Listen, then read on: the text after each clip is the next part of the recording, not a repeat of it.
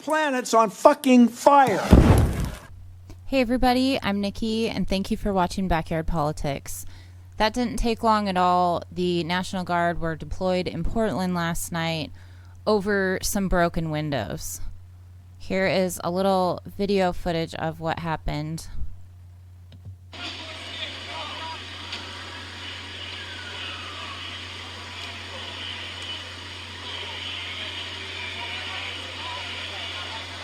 You're gonna fucking wage war on your own fucking people? You're gonna wage war on your own fucking people?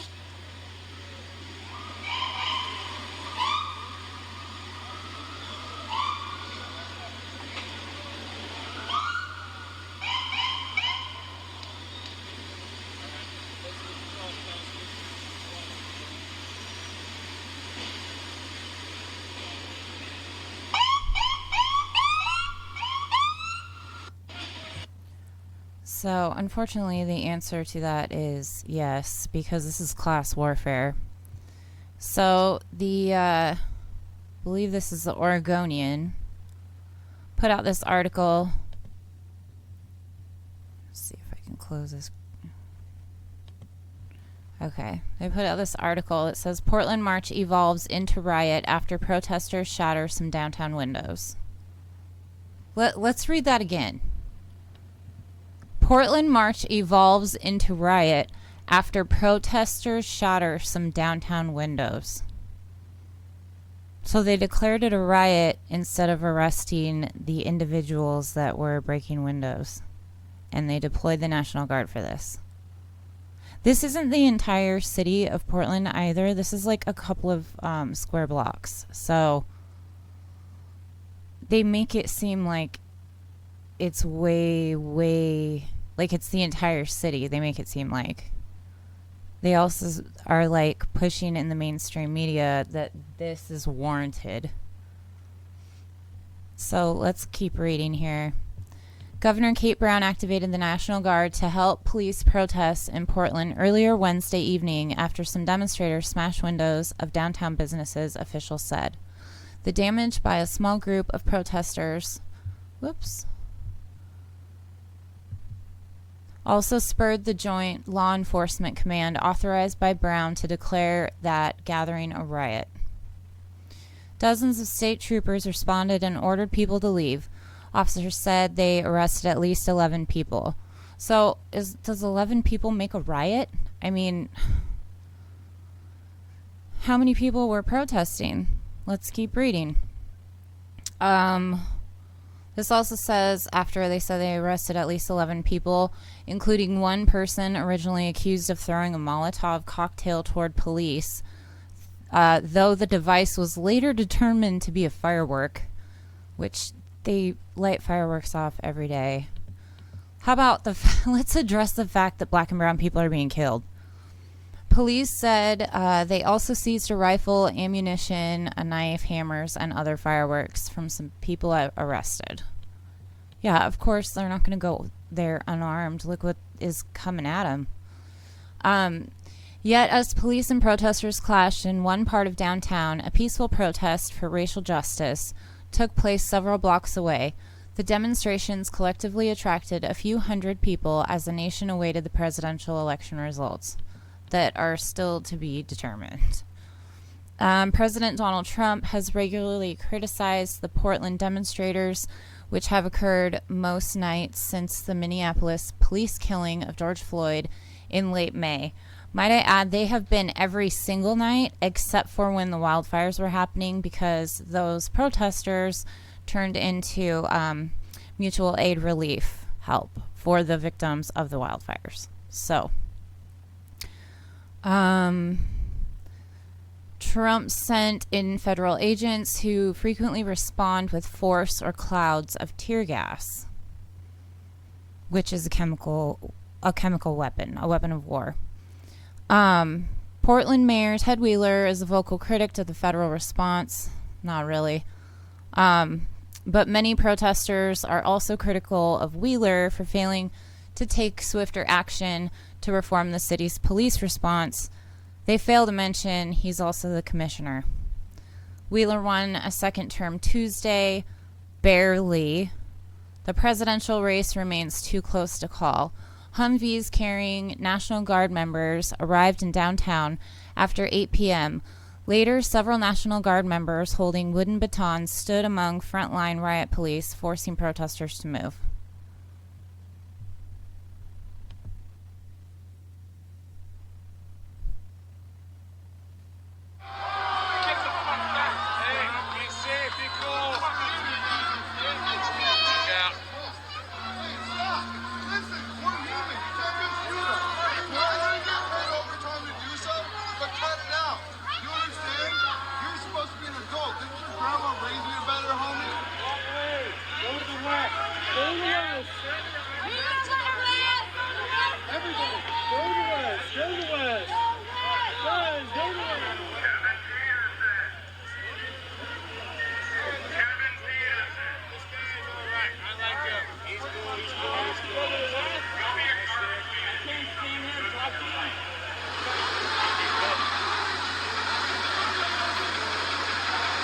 Look at that. Look at that. Does that look like the streets of America to you? That's downtown Portland, Oregon.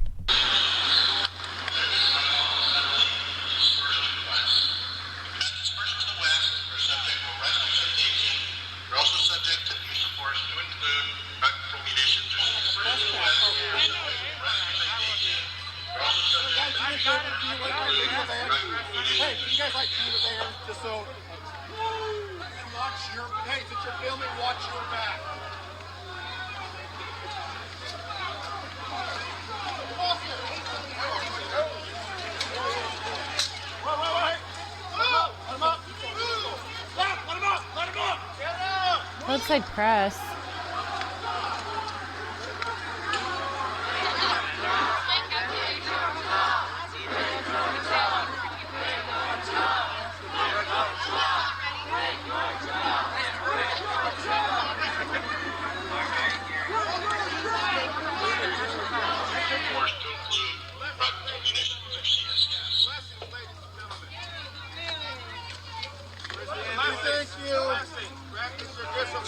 We're past the building, so we can stop moving and the ambulance can get through, right?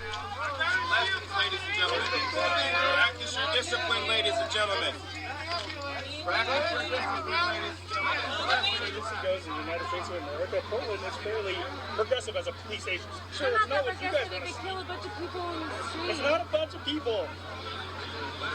It's a bunch of conveniently black people. It's not just a bunch of conveniently black people. You know what? After an officer-involved shooting happens in Portland this year? Medical call from the building on this block. In the crowd dispersed to the west. What is your plan? Are you guys going to de-escalate? Or are you going to try to stampede or tackle individuals like myself? We know our limits. Sorry, yeah. Shut the fuck up. We love them just the same, you fucking judgmental asshole.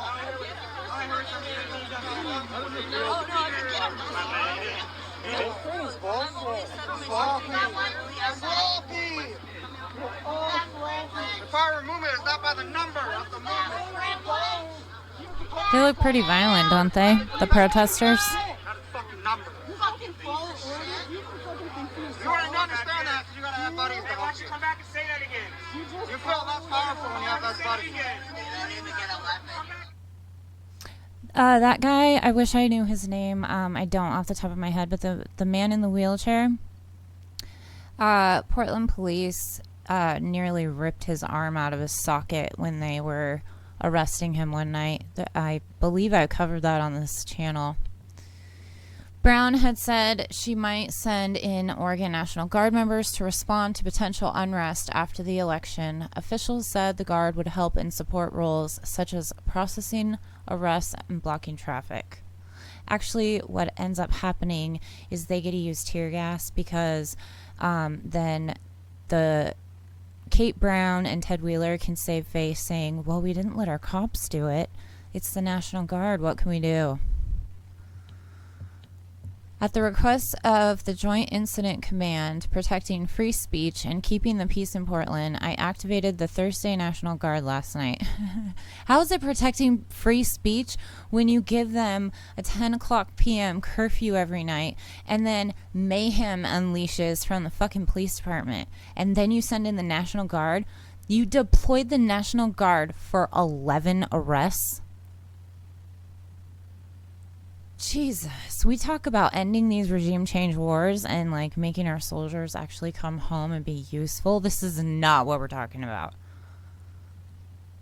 Brown goes on to say, these are Oregonians like you and me who have volunteered their time and taken leave from their jobs and their families to keep the streets of Portland safe. Yeah, and you're using them as a fucking tool. Brown also criticized a tool, mind you, to attack your own citizens. Brown also criticized self-styled anarchist protesters who damaged downtown businesses. You know, I am not for destruction, graffiti, any of that stuff, but these people are being executed in the streets by the cops. Capitalism is killing all of us. This is class warfare, so I'm sorry if your local Starbucks window isn't there in the morning. Get off your ass, Karen, and fucking join us. Sorry. Side note there. Indiscriminate destruction solves nothing, she said. These are acts of privilege. Actually, an act of privilege is where you're sitting, Kate Brown. Multnomah County District Attorney Mike Schmidt also denounced the damage, saying his office is committed to prosecuting people who are violent and destructive. What we saw last night, the destruction of property at multiple businesses, including at a female-founded and women-run local clothing store, Identity Politics, at a church that provides healing and shelter, clothing, food, and assistance to homeless individuals and people overcoming substance abuse. Like, do you see how they're trying to just like tear at your fucking heart? Instead of focusing on the actual issue here, Portland voted to defund the police department. Like, and then they deploy the National Guard. The governor's decision to call in the National Guard came hours after she extended her order giving control of policing protests to a joint law enforcement command led by Oregon State Police, who I have shown videos of how corrupt they are, and the Multnomah County Sheriff's Office.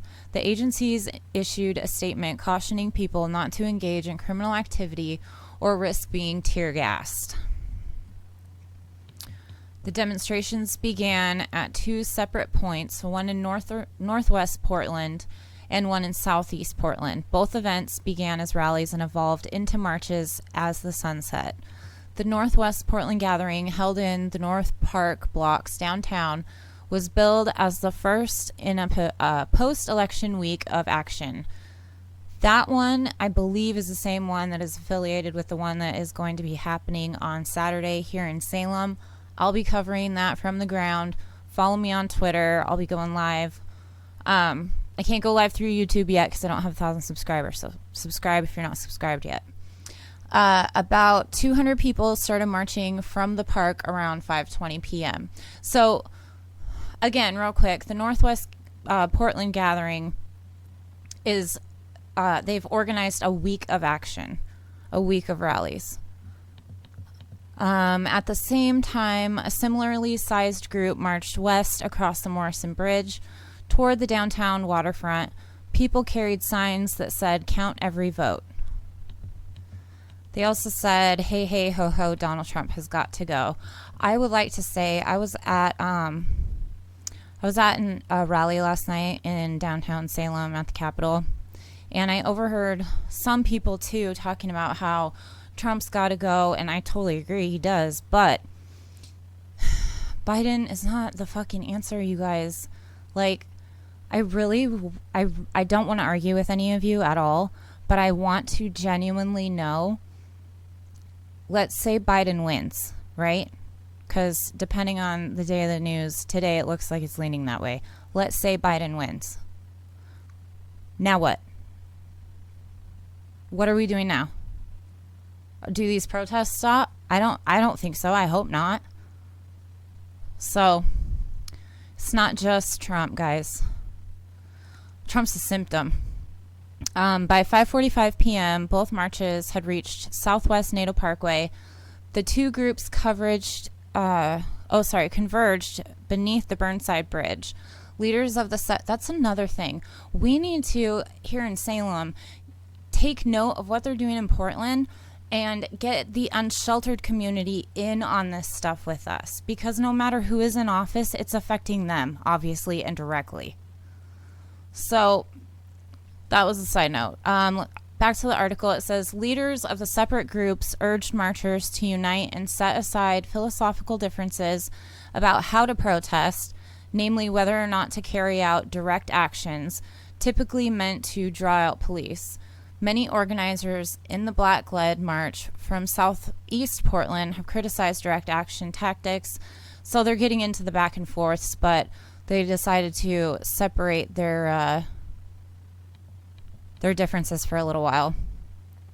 But the unity between the distinct marches was brief. About 150 people affiliated with the Direct Action March left the area and began walking west. Some people in the crowd broke windows of a hotel and a church, among other buildings. Okay. So, I mean, I'm sorry that happened, but again, they're protesting people being murdered and cops getting away with it every single day. Lines of dozens of police officers wearing riot gear arrived and forced people to move. Some people continued to break windows at nearby businesses, including at least 2 small businesses. Police declared the gathering a riot around 7 p.m. As the group, so it says some of these people did that. So why are you calling the whole entire gathering a riot? Arrest those some people, right? This also got me. Some people threw gas bottles, they mean glass bottles, at officers. The standoff between police and protesters ended after several minutes, but not before prompting the Portland streetcar to cancel service for the rest of the night. Here's another video.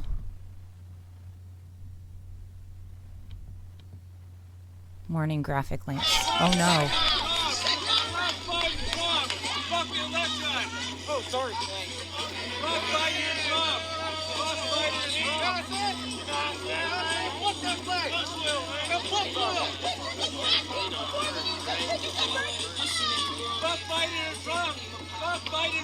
He's got it.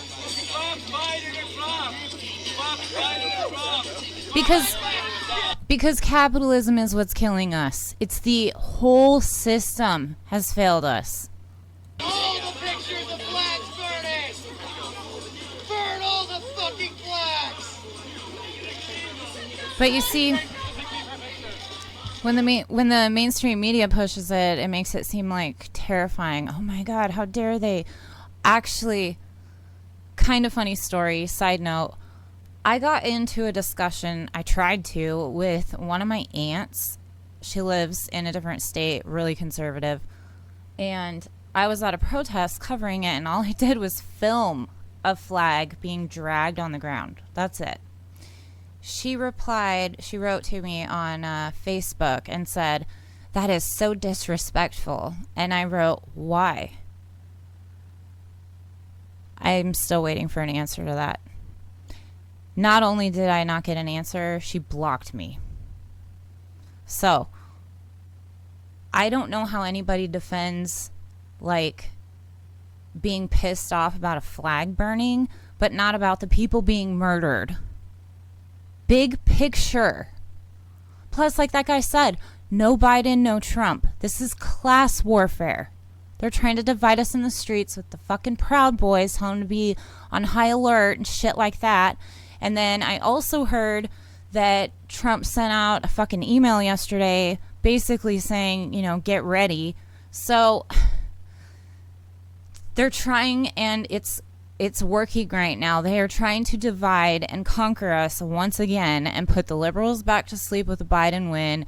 Trump, inflames his fucking base, and then we all go at it in the streets. Stay focused on what the actual issue is here. Meanwhile, about 150 people remained at the downtown waterfront demonstration near the Skidmore Foundation, where they listened to speeches and musical performances by people of color. The demonstration was entirely peaceful, and it had a distinctly different tenor than the march that unfolded simultaneously several blocks west.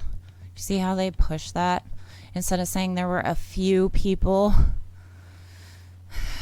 Police retreated from that group around 7:30 p.m., but then returned 20 minutes later to force the crowd to leave again. Police pressed people several blocks east, then north. Officers surrounded several dozen protesters on Southwest 5 Avenue, which sounds like they were kettling them. The two sides faced off for several minutes. Protesters shouted at officers, who eventually forced people farther west. Police pushed some people and detained at least 2 others. So we're up to what now? 13 arrests? Like, all right, what the see how they make this sound? You don't have to be a goddamn genius. There is criminal activity occurring in this crowd, affecting the safety of others and causing immediate property damage, one officer said on a loudspeaker. Okay, what? Again, address the people you're murdering. By 8:30 p.m., dozens of demonstrators remained downtown, chanting as a police line looked on. After police pulled back, about 150 people marched several blocks to the Justice Center, which is where they've had, their protests every single night. People mostly stood around in the parks across 3rd Avenue from the building until 10 p.m., when the crowd began marching north and west. Police approached after the crowd walked several blocks and after a brief standoff, ordered people to leave. Marchers moved north on Broadway, where some people shattered the windows of a Starbucks inside Pioneer Courthouse Square. Do you see what they are targeting? They're not going into the fucking neighborhoods blowing shit up. They are breaking windows of a fucking Starbucks in Pioneer Courthouse Square. If you've never been to Portland, where this is happening, like, this is all capitalism. They're breaking the fucking glass out of the representation of capitalism killing people. Downtown Portland is very wealthy. It's outside of downtown Portland that is not. Where the Starbucks was. Police and National Guard members returned to the crowd and advanced, forcing people. So because of the Starbucks windows, police and National Guard members returned to the crowd and advanced, forcing people to move several blocks west and over the I-405 overpass. Humvees trailed the crowds. Marchers paused for several minutes in Goose Hollow until police told people to move because emergency responders needed access to a residential building on the street. Police walked toward the crowd to get people to move. The crowd eventually made its way east, returning toward the downtown core by 11:45. So nowhere in there does it say there was any conflict or the crowd didn't let the ambulance go by. So they're already letting you know without saying outright, the crowd was not at fault. The crowd was not blocking the way. They were like moving actually to get out of the way. People chanted, "No cops, no prison, total abolition." They stopped in front of the Pioneer Courthouse on 6th Avenue after seeing federal officers patrolling the building. A few dozen people remained there past 12:30 a.m. Demonstrators also gathered Tuesday night, including at an hours-long march that wrapped throughout southeast Portland. Protesters often chant a list of demands, including Wheeler's resignation and $50 million in cuts to Portland police. See, they're calling for stuff. Why don't you fucking address them instead of tear gassing them? Here's some good news. The city council will likely vote Thursday on an $18 million in proposed cuts, but it's unclear whether Commissioners Joanne Hardesty and Chloe Udally will gain the necessary third vote to approve the cuts. So let's hope they do. That is the latest coming out of Portland, and to me, we had, from the sounds of it, from this article, about 13 total arrests, and you're telling me it justifies this?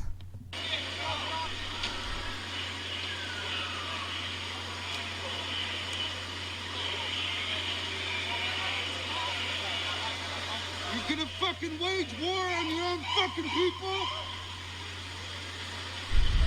Out of, what, they said about 300 total people down there?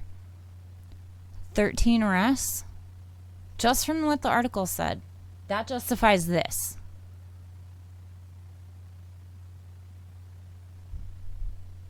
That's fucked up. So fucked up. We need more protests in the streets. We need everyone in the streets. We need to remember this is class warfare.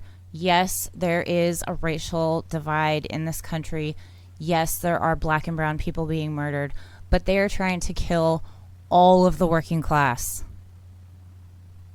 They just transferred the biggest money transfer in history. The Democrats allowed it to happen to the rich and left us with fucking nothing in a pandemic.